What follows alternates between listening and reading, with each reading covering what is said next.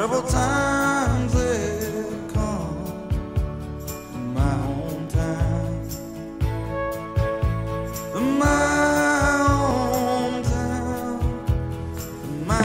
But I encourage you to maybe consider the other alternative, that Elk Grove, like other places, has a troubled history with race, and maybe that is part of Elk Grove. And the people that are being attacked, Sikhs, Muslims, Latinos, African Americans, the people that really feel the brunt of it, aren't represented on the city council table. And we need allies, particularly Councilmember Hume, particularly Councilmember Detrick, to not just speak here, but to go into those communities, which we maybe are not as welcoming, and have those tough conversations there, away from cameras, away from the microphones, that stop the kind of difficult, racist epithets and threats that we've seen in our community. There's evidence to support that the hatred that has been here all along is being emboldened by the president to no longer be relegated to the shadows. And while these hate crimes aren't new, they're becoming more visible. Mr. Swin, you said that we need to mind our own business and focus on the people in this community. And for context, you did denounce the president's statements in the events of Charlottesville, but I think we have to realize that this is our business. And you all voiced condemnation of the violence at Charlottesville, but you didn't voice condemnation of the president's shameful response to that incident, and I found that disappointing. Mr. Mayor, your answer was to promote the Multicultural Festival, and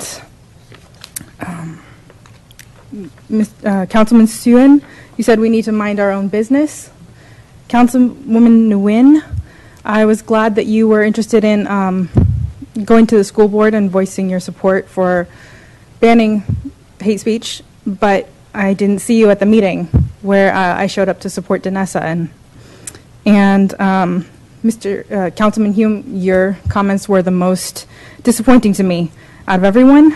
I felt that you absolutely mimicked the president's sentiments, and the hate was on both sides, and that it was a slippery slope between the Confederate flag and the U.S. flag, which I think represents freedom and the ideals of aiming for equality, even though we're not there yet, whereas the Confederate flag represents institutionalized slavery. I don't think it's a slippery slope.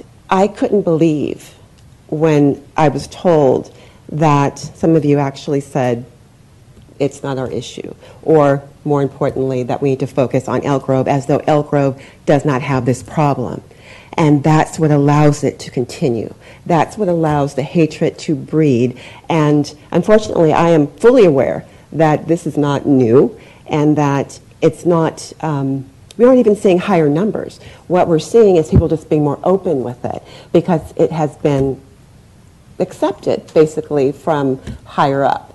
And to actually mention the Multicultural Festival as a way to deal with this issue is, I won't even say it's insulting, it's painful.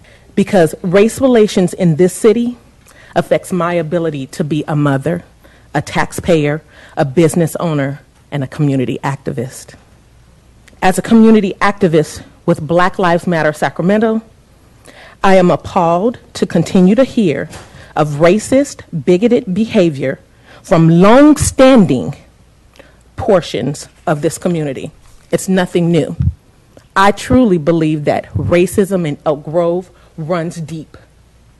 This community is delusional. If you think we can come to the conclusion that a festival can fix it. Our community that prides itself on being diverse, I'm sorry. This community, racism runs deep. Racism in Elk Grove runs deep. Coon hunt, coming soon. All niggers from Elk Grove, gonna get you soon. That is a threat, a hate crime and a threat. City Council, Police Department, we need to act on that threat.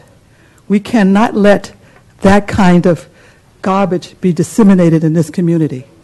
And I know that if this were a white business, the response would be different. But I also want to see you all in our community, and not just when it's election time.